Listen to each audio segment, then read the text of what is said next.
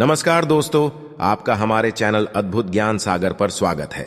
दोस्तों, पूरे 500 सालों के बाद बना दिव्य और दुर्लभ महाशुभ संयोग 14 अक्टूबर 2023 दिन शनिवार साल की सबसे बड़ी अमावस्या सर्वपितृ अमावस्या अश्विन अमावस्या। इस दिन चुपचाप गाय को खिला दें। ये एक छोटी सी चीज रोडपति भी होंगे, करोड़पति मिलेंगी, सभी संकटों और कष्टों से मुक्ति, मृत्यु दंड, पितृदोष से तुरंत होगा खत्म, पितृदोष बदल जाएगा, पितृ आशीर्वाद में पूरे घर में आपके सदैव भरे रहेंगे, अन्न धन के भंडार, और यूं कहें कि आपकी 7 पुश्तें तक करेंगी रुपयों पैसों पर राज। जी हां दोस्तों, 7 पीढ़ियों तक बैंक बैलेंस बढ़ता चला जाएगा, सभी दुख दूर हो जाएंगी और सभी सुख आपके कदम चूमेगी, कदमों में आ जाएंगे। और सबसे बड़ी बात, आपके पितृ आपसे बहुत प्रसन्न हो जाएंगे यदि आप गाय को ये एक छोटी सी चीज खिला देते हैं सर्वपितृ अमावस्या के दिन। तो यकीन मानिए, यदि आपके पितृ प्रसन्न हो गए तो समझ लेना फिर आपके जीवन में मंगल ही मंगल होगा। फिर आपको कोई नहीं रोक सकता। धनवान बनने से, मालामाल बनने से 7 पीढ़ियों तक लाभ मिलेगा। इतनी दुर्लभ संयोग में है इस बार की सर्वपितृ अमावस्या शनिवार के दिन पड़ रहा है। तो ये शनिवारी सर्वपितृ अमावस्या होगी क्योंकि शनिवार का दिन भगवान शनिदेव को समर्पित होता है।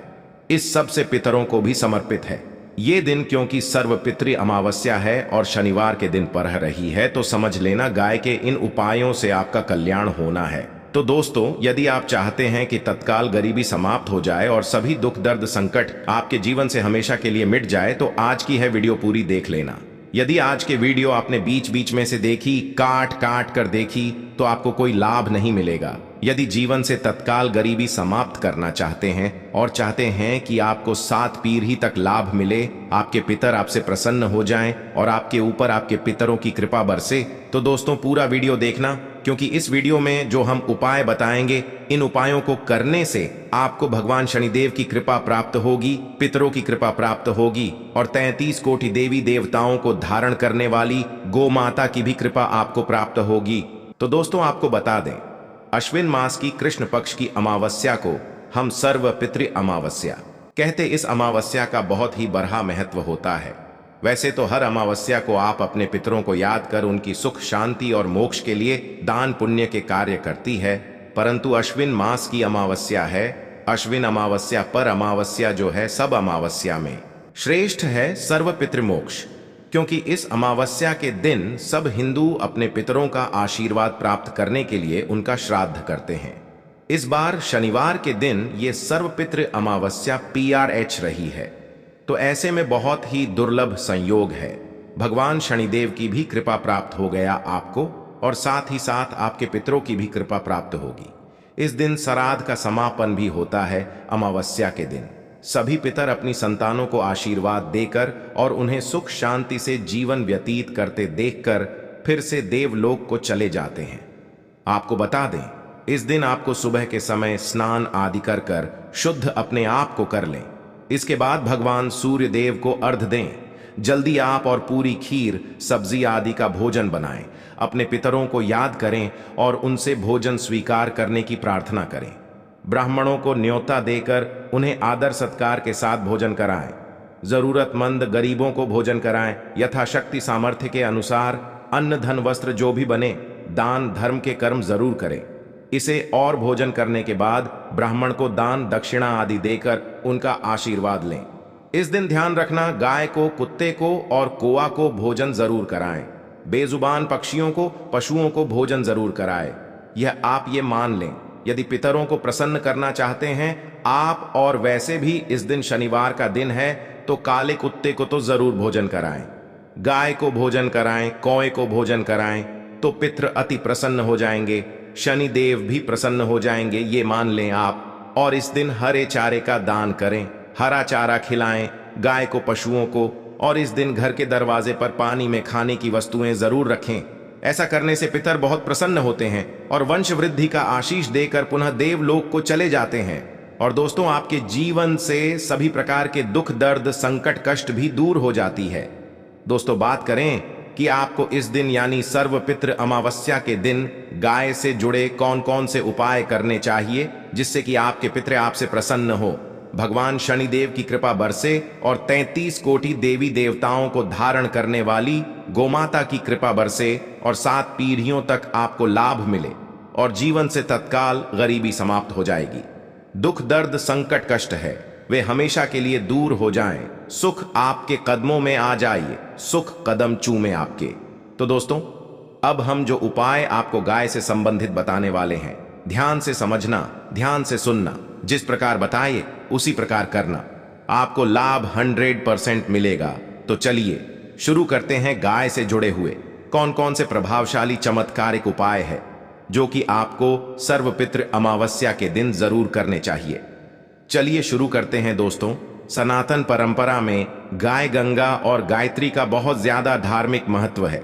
मान्यता है कि गौ माता के शरीर पर 33 कोटि देवी देवताओं का वास होता है। गौ माता की सेवा एवं पूजा करने वाले जातक पर इन सभी देवी देवताओं की कृपा बरसती है। गौ सेवा से न सिर्फ इस जन्म के बल्कि पूर्व जन्म के भी दोष दूर हो जाते हैं। प्रत्येक सुबह जब आपके घर में भोजन बनना प्रारंभ हो तो सबसे पहले बनाई गई रोटी को आप गोमाता के नाम से निकाल दें और भोजन करने से पूर्व गोमाता को इस रोटी को खिलाएं।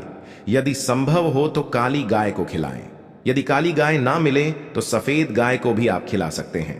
प्रत्येक पूजा और मांगलिक कार्य में गोमाता या उनसे जुड़ी चीजें जैसे गाय का गोबर, गोमूत्र, गाय का दूध अथवा गाय के दूध से बना घी अवश्य शामिल करें। इससे आपको पुण्य भाव की प्राप्ति होगी। सनातन परंपरा के अनुसार जिस घर में गाय होती है उस घर से जुड़े सभी वास्तु दोष स्वतः ही समाप्त हो जाते हैं। किसी भी पूजा में गाय से प्राप्त पंचगव्य युक्त पदार्थ का उपयोग अवश्य शामिल करें, क्योंकि पंचगव्य के बिना कोई भी पूजा पाठ और हवन सफल नहीं होता। जी हां दोस्तों, गौ कृपा पाने के लिए प्रतिदिन, सप्ताह अथवा महीने में परिवार समेत एक बार गौशाला जाने का नियम जरूर बनाएं और वहां गायों को हरा चारा जरूर खिलाएं। इससे आपको शुभ फलों की प्राप्ति होगी और साथ ही साथ गौसेवा और गोपूजा से 9 ग्रह शांत हो जाते हैं और इनसे जुड़े दोषों का निदान हो जाता है। गर्मियों में गोमाता को पानी पिलाएं और सर्दी में गोमाता को गुड़ अवश्य खिलाएं। ये ध्यान रखें कि गर्मियों में गाय को गुड़ न खिलाए। अनेक देवी देवताओं को अपने शरीर पर धारण करने वाली गोमाता से जुड़े कई शुभ और अशुभ संकेत भी होते हैं। मसलन गाय का दूध दुहाते समय यदि गाय ठोकर मार दे और सारा दूध बिखर जाए तो अपशगुन होता है। यदि कोई यात्रा पर निकल रहा हो और गाय अपने बछड़े को दूध पिलाती सामने आ जाए तो निश्चित रूप से जिस यात्रा के लिए आप निकले हैं वे यात्रा आपके लिए अवश्य सफल होगी और वह काम जिसके लिए आप निकले हैं वे अवश्य ही पूर्ण होगा। यात्रा पर जाते समय बाईं ओर गाय की आवाज आना और रात्रि में गाय की उनकार करना भी होता है दोस्तों।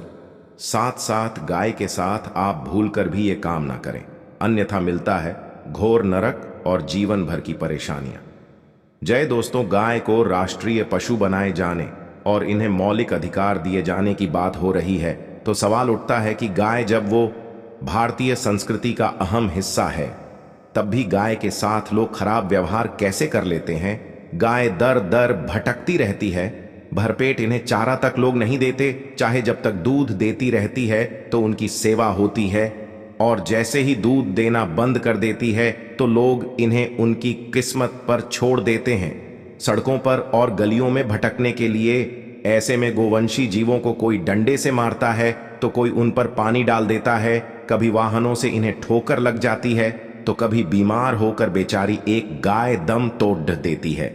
ऐसे में जरूरत है इन बातों को जानने की कि गाय को लेकर शास्त्रों में क्या कहा गया है, गाय के साथ आपको कैसा व्यवहार करना चाहिए। या दोस्तों, गाय को कभी भी मारना पीटना नहीं चाहिए।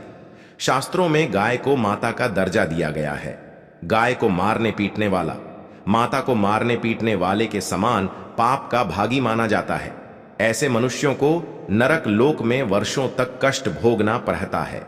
अगले जन्म पशु योनि में मिलता है। कथा है कि गौतम मुनि ने गलती से गाय को डंडा मार दिया था जिससे गाय की मृत्यु हो गई थी और इस पाप से मुक्ति के लिए इन्हें वर्षों तक तपस्या करनी पड़ी। भगवान श्री कृष्ण जी ने बेल स्वरूप में आए वृत्रासुर का वध कर दिया था, जिससे मुक्ति के लिए भगवान श्री कृष्ण को संपूर्ण तीर्थों को एक कुंड में बुलाना पड़ा और इस कुंड में स्नान से वह पाप मुक्त हो गए थे। तो साथ ही साथ जो लोग पानी पी रही गाय को भगाते हैं वे घोर पापी के भागी बनकर नरक भोगते हैं, ऐसा पुराण में बताया गया है। जबकि जो लोग गाय के लिए प्याऊ और चारा बनवाते हैं वह महाभाग्यवान होते हैं। ऐसे लोग घोर पाप से मुक्त होकर स्वर्ग पा जाते हैं और बड्ढे ही धनवान कुल में जन्म लेकर सुख भोगते हैं। और साथ ही साथ आराम कर रही गाय को कष्ट देकर कभी भी उठाना नहीं चाहिए। कहते हैं कि जिस स्थान पर गाय बैठी है वहां से नकारात्मक ऊर्जा समाप्त हो जाती है। गाय के बैठने की जगह को जो लोग नियमित साफ रखते हैं वे पूर्व जन्म में किए गए जाने अनजाने में पापों से मुक्ति हो जाते हैं और गोलोक में स्थान पाते हैं। गाय को डंडा मारकर उठाना, पानी डालकर उठाने से मनुष्य पाप का भागी बनता है और अगले जन्म में उसे दर दर भटकना पड़ता है। और साथ ही साथ शास्त्रों में बताया गया है कि गाय का दूध उसके बछड़े के लिए होता है। गाय की बछड़े से बचा हुआ दूध ही मनुष्य को लेना चाहिए। लेकिन कुछ लोग एक बार गाय को दूह लेने के बाद फिर से बछड़े के लिए बचा हुआ दूध भी धो लेते हैं। ऐसा करना घोर पाप कहा जाता है। ऐसे दूध को दुहाने वाला और ग्रहण करने वाला दोनों ही पाप की भागी बन जाते हैं। दोस्तों, साथ के साथ शास्त्रों में कहा गया है कि गोवंश यानी गाय और बैल की पीठ पर नहीं बैठना चाहिए। इनके पीठ पर बैठने से महापाप लगता है। ऐसे लोगों को नरक की यातना भुगतनी पड़ती है। एकमात्र महादेव के अंश के उत्पन्न नंदी ही गोवंशी है, जिस पर स्वयं महादेव और महादेवी सवारी करती है, क्योंकि नंदी ने स्वयं अपनी एक सा से महादेव की सवारी बनना स्वीकार किया था। और साथ ही साथ शास्त्रों में गाय के दान को बहुत ही महत्व दिया गया है। लेकिन ऐसी गाय का दान कभी नहीं करना चाहिए जो बूढ़ी और बीमार हो। कठोपनिषद में नचिकेता की कथा भी इस संदर्भ में है कि जिस नचिकेता ने पिता द्वारा बूढ़ी गाय को दान करने पर आपत्ति जताई थी, दूध देने वाली और बछड़े सहित जो लोग गाय का दान करते हैं वह महान पुण्य को प्राप्त करके स्वर्ग में स्थान पाते हैं। दोस्तों, साथ ही साथ सूर्य चंद्र मंगल या शुक्र की युति राहु से हो तो पितृदोष होता है। यह भी मान्यता है कि सूर्य का संबंध पिता से और मंगल का संबंध रक्त से होने के कारण सूर्य यदि शनि राहु या केतु के साथ स्थित हो या दृष्टि संबंधी हो, मंगल की युति राहु या केतु से हो तो पितृदोष होता है। इस दोष से जीवन संघर्ष में बन जाता है। यदि पितृदोष हो तो गाय को प्रतिदिन या किसी भी एकादशी को या किसी पूर्णिमा के दिन या अमावस्या को रोटी गुण चारा आदि खिलाने से पितृदोष से समाप्त हो जाता है। साथ ही साथ देसी गाय की पीठ पर जो कुबड़ होता है वह बृहस्पति गुरु हैं।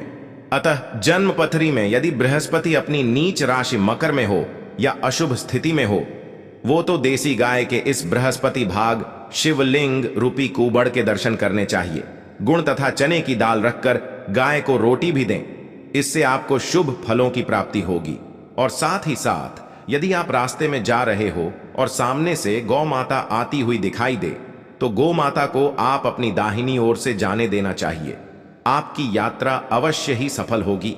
और साथ ही साथ ये संकेत भी जान लें, यदि आप यात्रा पर जा रहे हैं और सामने आपके गाय पड़ जाए अथवा अपने बछड़े को दूध पिलाती हुई सामने गाय दिखाई दिए जाए तो समझ जाना कि वह यात्रा आपके लिए अवश्य ही सफल होंगी। और साथ ही साथ जिस घर में गाय होती है उसमें वास्तु दोष स्वतः ही समाप्त हो जाता है।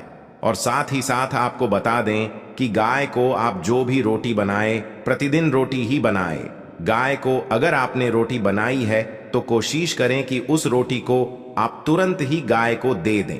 अगर आप उस रोटी को रख देंगे और उस रोटी को अगले दिन देंगे तो वे रोटी बासी मानी जाएगी। गाय को कभी भी बासी रोटी ना दें, इससे घर में नकारात्मक ऊर्जा वास करती है और जो भी कार्य आपके बनने वाले होंगे वह कार्य भी आपके बिल्कुल भी नहीं बनेगी। इससे आपके घर में हमेशा दरिद्रता का वास रहेगा और आप जिस भी कार्य को करेंगे उस कार्य में आपको हमेशा असफलता ही हाथ लगेंगी।